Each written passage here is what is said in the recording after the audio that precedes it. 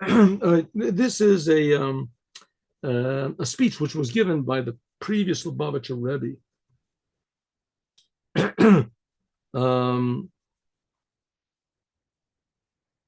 on the train as he was going to be sent to, right before he was sent to exile. So just a little background on the story. The previous Lubavitcher Rebbe was arrested by the, I guess what's today called the KGB, the secret police of Stalin. I think then it was called the NKVD or something. And he was arrested, and he was on the 15th day of Sivan, and he was supposed to have been killed that same night. He was taken to prison, and there was some sort of a mix-up, and he wasn't killed. A lot of other prisoners were taken on the same night. They were all killed immediately. That's what Stalin used to do. He used to take people in, and they would just shoot them immediately. They say that he killed up to 50 million of his own people. So he was taken into prison, and he was supposed to have been shot that night, and there was some sort of a mix-up. And anyways, he wasn't killed. And then they decided that they started getting world pressure, wondering, what was happening with this holy rabbi? What are you doing? So they decided they're going to send him 10 years in exile. Instead. And then they decided they're going to send only 3 years in exile. And so amazingly, they told him that he could leave. It was on Thursday. They said he could leave. And he asked them, when am I going to arrive in this place of exile? And they said, you'll arrive on Shabbat. Now, the people that were really behind the arrest and the attempt to kill the Rebbe, and really they were Jews. They were Jews, and they had, some of them even come from Chabad families. And they of course, left Judaism totally, and they really wanted to kill the Rebbe. So they also wanted that at least a partial victory, that he should travel on Shabbat or arrive on Shabbat. In any case, not to go into the details, he refused to leave the prison. And instead of leaving there on Thursday, it ended up that he left there on Sunday. That was the third day of Tammuz. So he was given permission to go to his home briefly, because the prison was in the same city where his home was. It was in Leningrad. And he could go there for a few hours. And then after that, he had to get on a train, and the train would take him to this faraway place, right? Take him to this faraway place. It was like a journey of, a day and a half or something by train. So he returned home, and meanwhile, his followers got wind of the fact that he had returned, and that he was going to be leaving on this train. It was a place called Kostroma. That was where his place of exile was supposed to be. So now, why was he imprisoned? He was imprisoned because he was keeping Torah and doing the commandments, and he's spreading out Torah and teaching commandments. So he got on the train to leave. And before the train left, he gave a speech. And I want to translate the speech because I think it's very important. The words that he said are the exact same words that his father had said also in a meeting with the people of the Tsar, that they were, I guess they were a little bit less cruel than the communists. They killed less people than the communists, but still it was a great danger. They also wanted to negate some of the ideas of Jewish education and etc. And the fifth Rebbe of Chabad, the previous Rebbe's father, also gave the speech and said the same words. But here's the word that the Rebbe was saying. Now, when the Rebbe said these words, it was obvious that there were a lot of Secret Service, what is it, NKVD, what is it, NKVD, or agents. Like 1/3 of the population of Russia was all spies. Everyone was spying on everybody else. So it was, for sure there was a lot of spies, and it was obvious there were spies in the crowd. So they gathered a crowd of people, I don't know, 100 people, however many people there were, which was a great danger for them also to be attached to this rabbi. And in the crowd for sure were spies.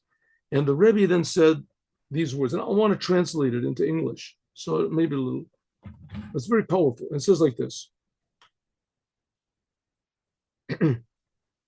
that all of the nations in the world should know that only our body, the Jews, only the body of the Jews could be put into exile and can be under the control of the different nations, kingships.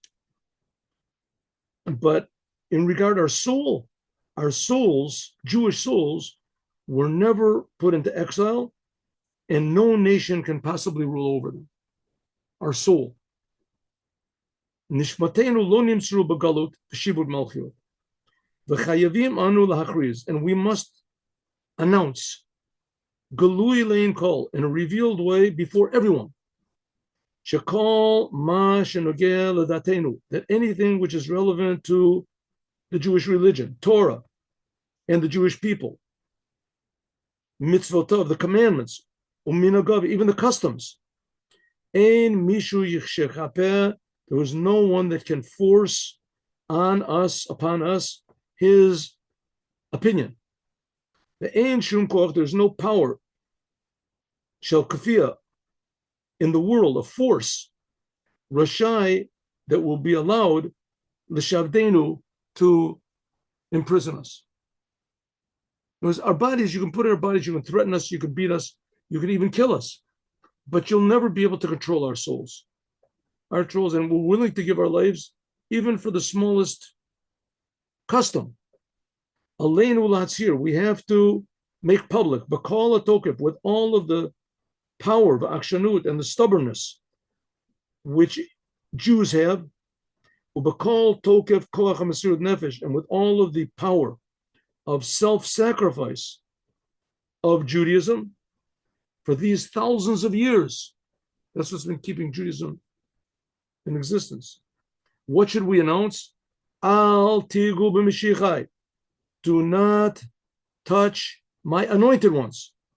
Uvin v'ayai, and in my prophets, al tareu, do not cause any harm. Zui b'kashatenu, this is our request from God. We're requesting God. Al yazvenu v'al yichenu. God, we're requesting God. Don't abandon us. Don't leave us. Yiten Hashem, may God only give. A tokef, give us the power, the stubbornness, the courage. Hanachon, shalo nitra'ah, that we should not be afraid. Mipenei yisuri aguf, from any of the tortures of the body. The adarab, and exactly the opposite. Lekablon b'simcha, we should receive when they torture us, when they kill us, when they harm us, we should receive it with joy. Why joy? Because we're suffering just like Abraham suffered, like Yitzchak, like Yaakov suffered. We're suffering for the truth. The kol onish, and any sort of punishment, God forbid, amut aleinu, which can be put on us, bigalal chazkatenu, chadar lelimud, because of our holding on, cheder limud, places of learning, Torah, and doing the commandments. Any opposition that we have, Yosef Lanu, will only add to our stubbornness and our power and our courage, and it'll only strengthen Judaism. So we say, may Hashem be with us like he was with our forefathers, like he was with Abraham, Isaac, and Jacob. That is the power of a true Jewish leader. To be self-sacrificing, even for the smallest detail, that no power in the world can weaken Judaism.